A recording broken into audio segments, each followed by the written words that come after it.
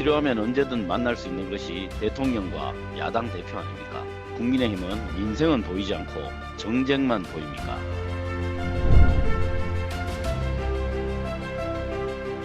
윤석열 대통령이 오죽 신임을 했으면 특별산이 분표가 되면 대통령도 밀어주고 서울시장도 밀어줄 것 같은데.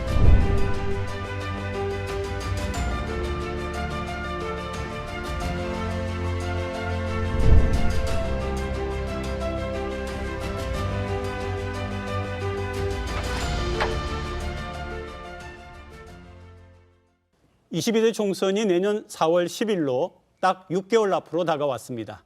그래서 오늘은 여야 국회의원 두 분 모시고 총선 얘기 나눠보겠습니다. 국민의힘 김미애 의원 나오셨습니다. 네, 어서 오세요. 안녕하세요. 네, 안녕하세요. 김미애입니다. 네, 더불어민주당 전재수 의원 나오셨습니다. 네, 반갑습니다. 네, 반갑습니다. 두 분을 6개월 전에 모셨었거든요. 네. 그리고 또 6개월 지난 오늘 또 모셨는데 그동안 달라진 게 뭐가 있겠습니까?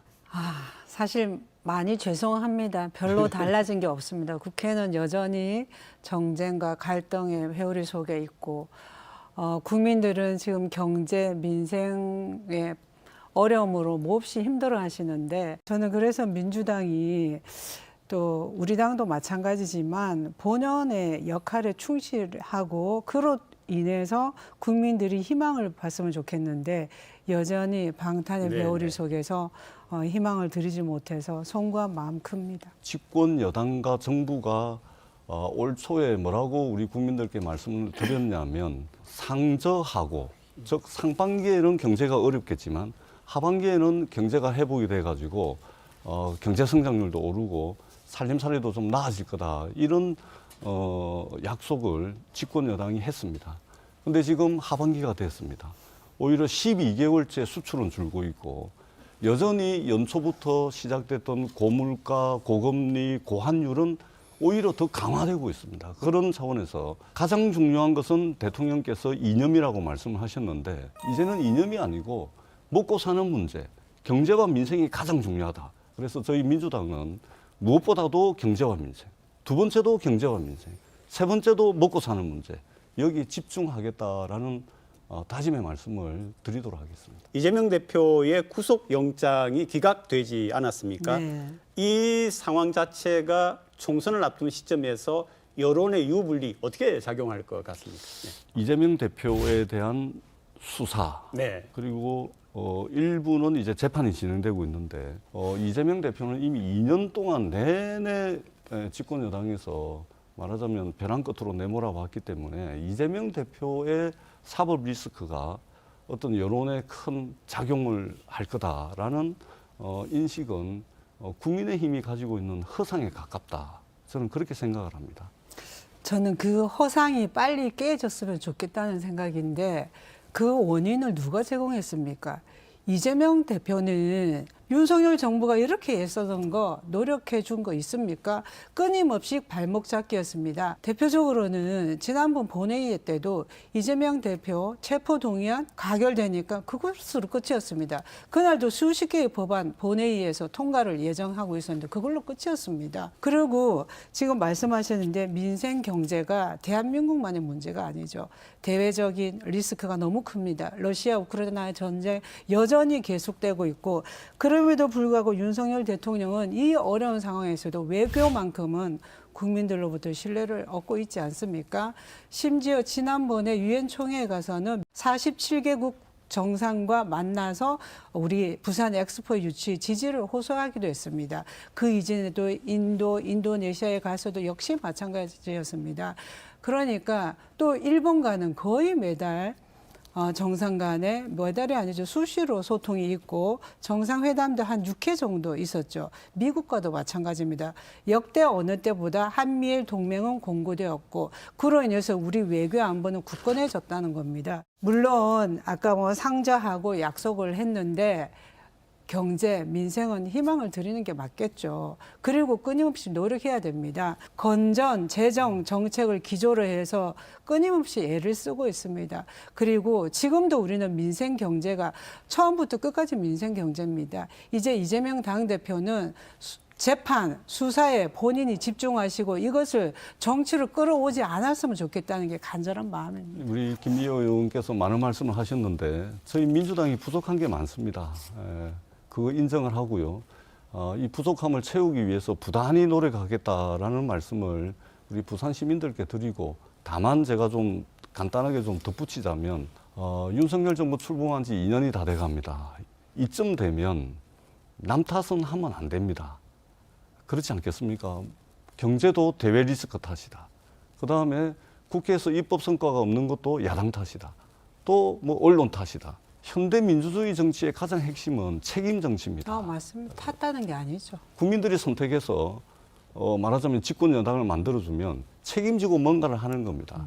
그러면은 뭔 문제가 생기면 기본적인 발상 자체가 제 탓이요로부터 시작을 해야 뭔가 변화가 있고 발전이 있는 것이지, 입만 열면 이재명 대표, 입만 열면은 전 정부 탓, 언론 탓, 야당 탓, 이래가지고 무슨 변화와 발전이 있겠습니까? 그런 차원에서 저희들이 부족한 게 많긴 하지만 부단히 노력하고 하겠다라는 말씀을 드리고, 제발 네. 이쯤 되면 남 탓은 좀 하지 않았으면 좋겠습니다. 듣는 사람들이 상당히 불편해하는 사람들이 많다라는 말씀도 아울러서 드리겠습니다. 그러니까 영수회담의 제안도 결국은 이제 민생 쪽으로 돌아가자라고 하는 근저에서 제안을 했는데, 그런 수락국은 거절이 미칠 영향 같은 것도 좀 얘기해 주시죠. 저희들이 사실 뭐 거절할 것이다라는 것을 전제로 영수회담을 제안을 했던 것은 아니고요. 저희들이 영수회담을 제안했던 것은 이런 겁니다. 한마디로 말씀을 드리자면 윤석열 정부의 국정 운영 기조와 방향을 바꿔달라는 이야기입니다. 가장 중요한 것은 이념이 아니고 먹고 사는 문제, 경제와 민생이다라는 방향으로 바꾸고, 그다음에 사법 리스크라고 이야기하는 거 그거 일부 인정합니다. 그러나 적어도 여소야대 국회라면 국정 운영 기조와 방향을 야당을 벼랑 끝으로 계속해서 내모는 것이 아니고 야당을 국정 운영의 한 축, 국정 운영의 파트너, 그다음에 대화 협상의 대상, 조정하고 조율하는 대상, 그렇게 해서 만족스럽지는 않더라도 성과를 만들어낼 수 있는 그런 야당으로 국정 운영 기조와 방향을 바꿔달라는 요구가 바로 영수회담 요구였다라는 말씀을 드리는 겁니다. 저는 전재수 의원님 말씀처럼 그런 뜻으로 하면 얼마나 좋겠습니까? 그러나 현재 민주당 원내대표인 홍익표 대표께서 전에 이것 자체가 불필요한 것이고, 이미 지금은 양당 간에 당 대표가 있습니다. 우리 당에서 먼저 당 대표 간의 회담을 제안을 했습니다. 그거 응하면 되죠. 굳이 대통령을 만나서 이걸 하실 게 아니라, 저는 또 우리 윤석열 정부가 말씀하신 게 가장 중요한 게 이념이라, 이런 취지는 뭐냐면 이게 중심으로 가고 민생 경제를 팽개친다는 의미가 아니라, 우리가 북한과의 이 대척점에서 자유민주주의가 굳건하지 않으면 뭐가 제대로 되겠습니까? 이걸 강조하는 취지지, 그걸 무슨 탓한다 이렇게 말씀하실 거는 좀 아니라고 생각되고요. 저야말로 탓하는 거, 책임 회피하는 거 누구보다 싫어합니다. 그런데 국회에서 우리가 여소야대 상황에서 윤석열 정부가 그래도 잘하는 것은 외교라고 하는 이유가 국회가 발목을 잡더라도 할 수 있기 때문입니다. 두 당에 대한 지지를 보면은 중도층의 비중이 굉장히 크지 않습니까? 네. 전략이 가장 중요한 게 결국은 중도층 끌어안기인데 어떻게 생각하십니까? 중도층을 끌어안는 것은 결국은 삶의 문제죠. 민생 경제가 이렇게 힘든데 국회가 지속적으로 정쟁하는 이 모습만 보여주는 것은 양당의 전부 다 저는 패착이라고 생각합니다. 이제는 우리 국민의힘은 처음부터 끝까지 경제 민생을 외쳤습니다. 그리고 부산의 현안들이 많지 않습니까? 가장 중요한 게 산업은행법 개정. 민주당이 좀 제발 협조해서 빨리 통과되도록 해주셨으면 합니다. 네, 중도층 끌어안기. 예, 중도층을 결국은 이제 외연 확장이라는 측면에서 중도층을 끌어안아야 되는데, 사실은 국민의힘, 민주당 할 것 없이 양당 정당 지지율이 30%대에서 도토리 키재기하고 있습니다. 그렇죠. 중도 무당층이 엄청 넓은 거죠. 그렇습니다. 중도 무당층이 넓고 많다는 것은 그만큼 양당 정치에 대한 불신이 깊다는 겁니다. 국민의힘, 민주당 할 것 없이 양당 정치에 대한 불신이 깊은데, 이 불신을 걷어내고 정치권에 대한 신뢰를 다시 회복하기 위해서 정말로 머리를 맞대고 정치권이 해야 될 일 열심히 하는 것으로부터 국민들의 신뢰를 회복할 수 있다라는 말씀을 드리겠습니다.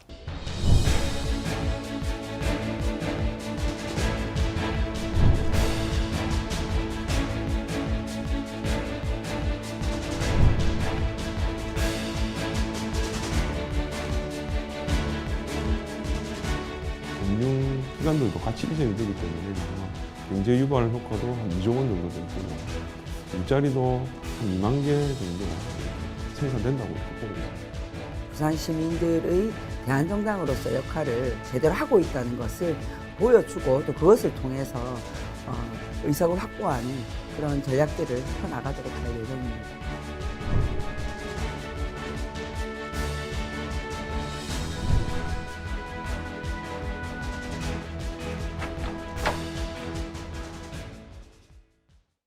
엑스포 유치의 성공 혹은 실패가 부산 총선에 큰 영향을 미치겠죠? 어떻게 보십니까? 반드시 유치되리라는 희망을 가지고 최선을 다할 뿐입니다. 그렇기 때문에 우리 윤석열 대통령께서 누구보다 열심히 세계 정상들을 만나고 또 부산시장도 그렇고 모든 우리 부산 시민과 대한민국을 사랑하는 분들이 그렇게 참여하고 있죠. 그래서 저는 그게 유불리에 어떤 영향을 미칠까 이걸 논하는 것 자체가 하지 않아야 되는 일이라고 생각합니다. 그래서 저는 반드시 희망적으로 유치되리라는 기대를 하고 모든 역량을 끌어모아야 됩니다. 이제 정말 우리가 하나가 되었으면 좋겠다. 그 마음 간절합니다. 뭐 저도 전적으로 우리 김미애 의원님 말씀에 동의를 합니다. 네, 네, 제가 올해 6월 달에 부산 월드 엑스포 유치를 위해서 국회 2030 부산 엑스포 유치 특별지원위원회 네네. 차원에서 이제 파리를 갔었거든요. 이 자리에서 윤석열 대통령께서 직접 BIE 네. 국제 박람회 기구 행사에서 직접 이제 PPT를 하시고 열정을 쏟는 모습을 보고서 부산 시민의 한 사람으로서 야당 국회의원이지만 크게 박수를 쳐드렸습니다. 대통령께서 직접 해외에서 PPT에 나설 정도로 국가 역량을 다 끌어모으고 있습니다. 그렇기 때문에 총선의 유불리를 따질 수도 없을 뿐더러 네. 유불리 해봐야 계산 안 나옵니다. 이것은 유불리의 문제가 아니고 부산 미래의 문제입니다. 그렇기 때문에 김미애 의원님과 함께 저희들 네, 힘을 네. 모아가지고 이 끝까지 최선을 다하겠다. 그래가지고 반드시 이게 유치할 수 있도록 열과성을 다하겠다는 말씀을 드리겠습니다. 가덕 신공항은 뭐 어쨌든 그런저런 얘기와 상관없이 잘 진행되겠죠? 잘 진행될 거라고 생각을 했는데 네. 최근에 국토부에서 기본 계획을 발표를 했거든요. 네네. 저는 그걸 보면서 야, 이 정말 국토부가 이게 지금 가덕 신공항을 정말로 대한민국의 허브공항, 중추공항 네. 이걸로 만들 만한 의지가 있는지 굉장히 의심이 들었습니다. 이거는 앞으로 여야 할 거 없이 이게 힘을 모아가지고 국토부가 이번에 발표한 기본 계획을 반드시 수정하도록 저희가 해야 되겠습니다. 예를 들면 여객 수요하고 그러니까 화물 수요를 수요. 네. 이거를 기본 계획에서 거의 절반 정도로 이 수요 예측을 다운을 시켜버리고 네, 네, 네. 그다음에 대형 항공기가 이착륙을 하려면 최소한 활주로의 길이가 3.8km가 넘어야 되거든요. 네, 네. 이 기본 계획에 보면 3.5km로 되어 있습니다. 네. 그럼 이렇게 되면 중소형 항공기만 뜨고 앉아라는 이야기인데 안 되죠. 그다음에 활주로 폭도 한 절반 정도로 줄여놨습니다. 애초에 우리가 추진하고자 했던 가덕신공항, 중추공항, 허브공항의 위상을 가질 수 있도록 좀 이 기본 계획을 수정해 나가는 그런 노력이 굉장히 절박한 지금 상황에 와 있다. 저는 그렇게 평가를 합니다. 예, 저도 봤는데 활주로에 대해서나 또 화물, 물류공항, 물류 허브로서의 기능을 하기 위해서는 얼마든지 수정 가능하고 앞으로도 네. 추가 확대가 가능하다는 얘기를 들었습니다. 그거는 국토위 상임위 회의록에도 나와 있고요.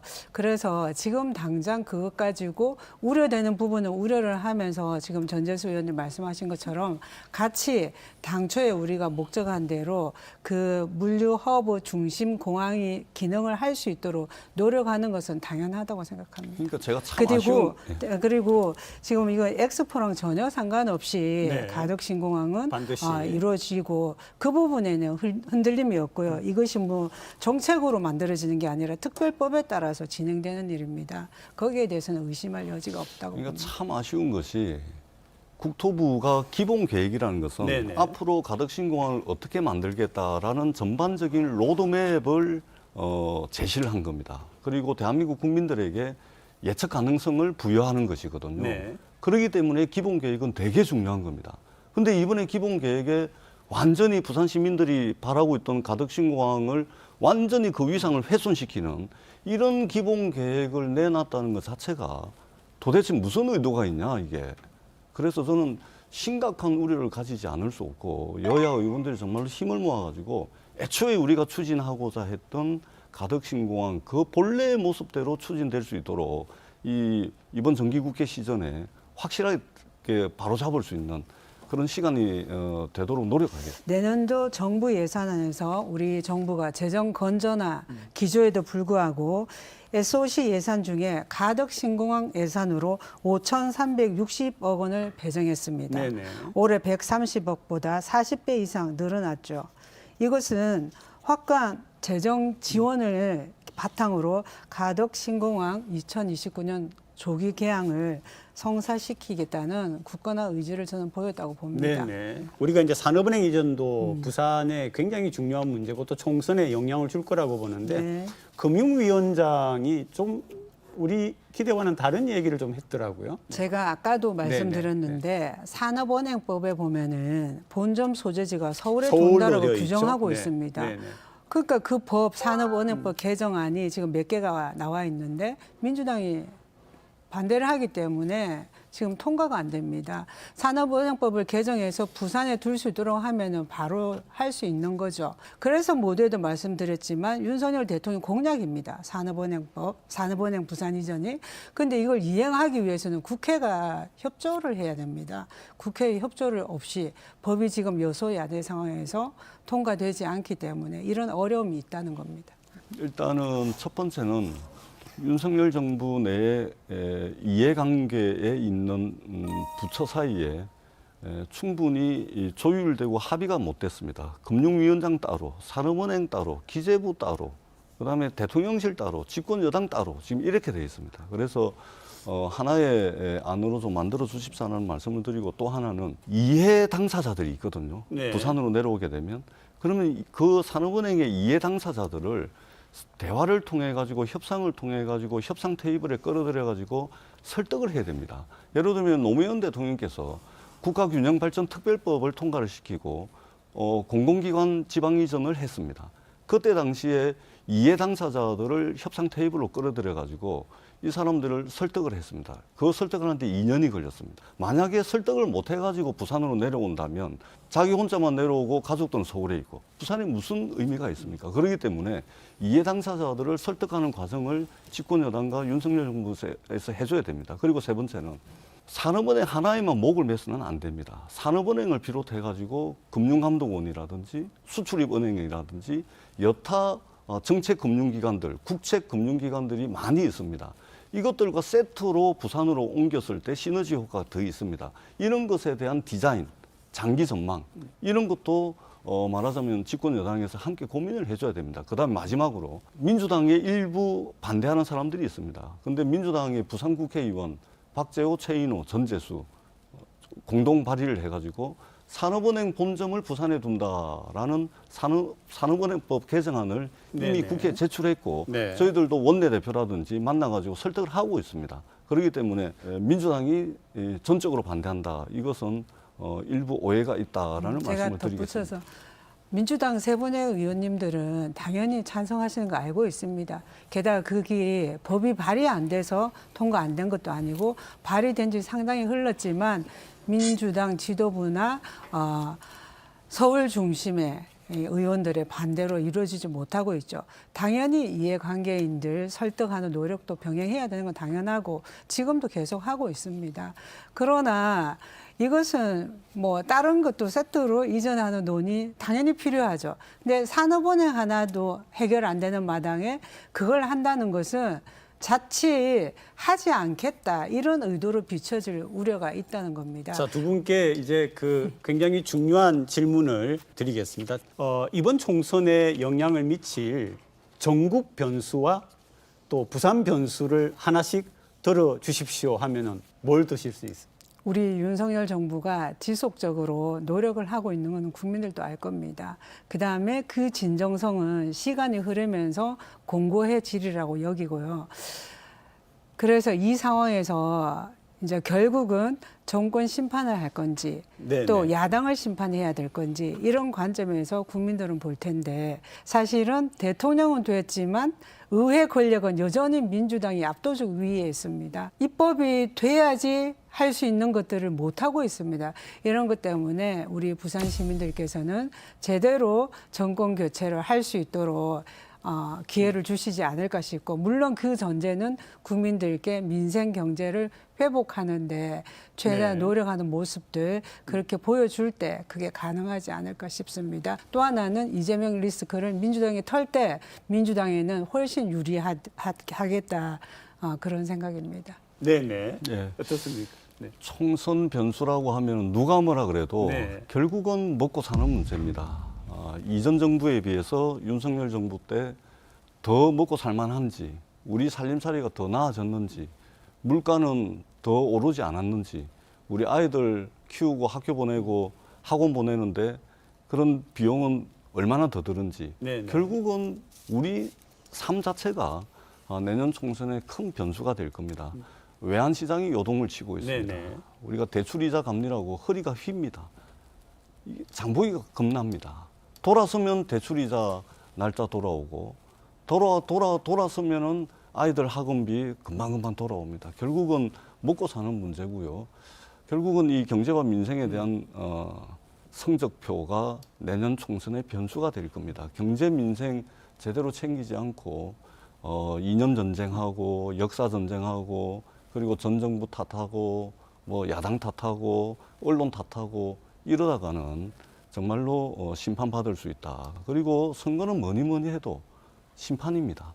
잘했으면 박수를 보내는 것이고 못했으면은 채찍을 드는 겁니다. 그렇기 때문에 저는 내년에 총선의 가장 큰 변수는 우리 시민들의 살림살이, 이것이 기준이 될 것이다. 네네. 저는 그렇게 봅니다. 공천 관심이 굉장히 높아지고 있는데 친윤, 친명, 비명 이런 얘기 많이 나오고 있지 않습니까?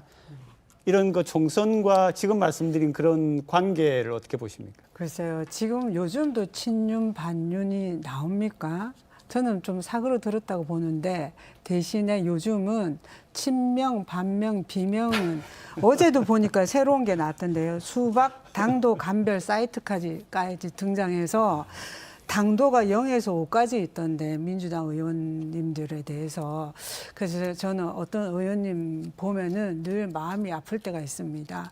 그리고 우리 당 역시 그런 비판에 직면하지 않도록 공천 시스템이 공정해야 된다라고 보고, 결국은 아까 전재수 의원님 말씀처럼 실력입니다. 그리고 얼마나 약속을 지켰냐, 말이 아니라 실천을 얼마나 잘했냐, 그걸 보고 평가하는 것이지 나머지 것들은 저는 평가 기준에서 멀어져야 된다고 보고, 그래서 뭐 여기에서 발목을 잡히는 것은 결국은 당이 망하는 길입니다. 어느 당 할 것 없이. 그래서 저는 우리 국민의힘은 능력 있고 약속을 지키고 삶의 궤적이 국민들로부터, 시민들로부터 칭찬받을 만한 그런 좋은 인재를 발굴해서 잘하는 사람은 한 번 더 기회를 주고 못하는 사람은 교체할 여지도 있고 뭐 그렇다고 봅니다.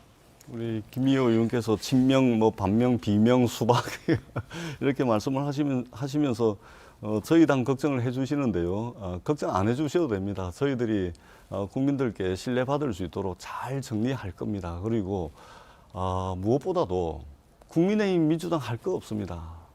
정당은 국고 보조금을 받는 공익의 대변자가 돼야 됩니다. 국고 보조를 왜 받습니까? 공익을 대변하라고 받는 겁니다. 국익을 옹호하라고 국민 세금으로 정당 보조금을 받는 겁니다. 그런 차원에서 국민의힘이든 민주당이든 할 거 없이 이 정당이라는 것이 무슨 사당을 만든다든지 줄 세우기를 한다든지 그렇게 해서는 안 됩니다. 부산 민주당 사람들은 뭐 누구한테 줄 서고 그렇게 하지 않습니다. 그렇게 했다면 끊임없이 도전할 수가 없었을 겁니다. 이전에도 보여왔듯이 앞으로도 지속적으로 부산의 미래만 바라보고 정치를 해나가겠다라는 다짐의 말씀을 드리겠습니다. 이제 마지막으로 두 분께서 아주 간단하게 부산 시민들에게 드리는 말씀 한 말씀씩 부탁드립니다. 저는 지속적으로 민생 현장을 다니는 사람으로서 참 마음이 고될 때가 있습니다. 이제는 정치가 희망을 드릴 수 있도록 해야 되고, 그러기 위해서는 윤석열 정부가 제대로 국민께 약속드린 것을 지킬 수 있어야 되는데 가장 대표적인 게 산업은행법 개정입니다. 민주당이 발목을 잡고 있습니다. 이러한 부분을 비롯해서 나머지 민생 경제 회복을 위한 일련의 활동들을 제대로 해서 성과를 낼 수 있도록 한 번 더 기회를 주시기를 당부드립니다. 또 하나는 우리 국민의힘은 약속드린 대로 처음부터 끝까지 민생, 경제만 바라보고 현장에 다니겠습니다. 더 이상 이재명 당대표가 재판을 받으러 가더라도 그거는 대한민국 법에 따라서 법 앞에 평등하게 본인이 임하면 좋겠습니다. 그것을 정치로 대한민국 국회로 가져오지 않게 되기를 바라고요. 그래서 국민들께 더 이상 짜증나지 않는 모습을 보여드릴 수 있도록 최선을 다하겠습니다. 감사합니다. 네. 민주당이 많이 부족합니다. 사실 정치라는 것이 국민들께 희망은 되지 못할지언정 적어도 이 손톱만큼의 위로라도 돼야 되는데 위로는커녕 절망만 안겨드리고 있습니다. 국회의원의 한 사람으로서 송구스럽고 죄송하다는 말씀을 먼저 드리고 그럼에도 불구하고 부산의 우리 민주당은 선거 때마다 나가서 떨어지고 또 나가고 또 떨어지고 또 나가고 또 떨어지고 이걸 지난 30년 동안 해왔습니다. 그럼에도 불구하고 끊임없이 도전하는 이유는 일에 대한 열정입니다. 적어도 부산의 국회의원 18석인데 절반만이라도 좀 만들어 주신다면 부산의 미래를 위해서 국민의힘과 치열하게 경쟁하겠습니다. 실적과 성과를 내기 위해서 경쟁하겠다는 말씀을 드립니다. 그것을 통해서 부산 시민들께 박수받고 칭찬받는 그런 민주당이 될 수 있도록 부족한 거 채워가면서 부단히 노력하겠다라는 말씀을 마지막으로 드리도록 하겠습니다. 네, 오늘 두 분 함께해 주셔서 정말 고맙습니다. 네, 고맙습니다. 네.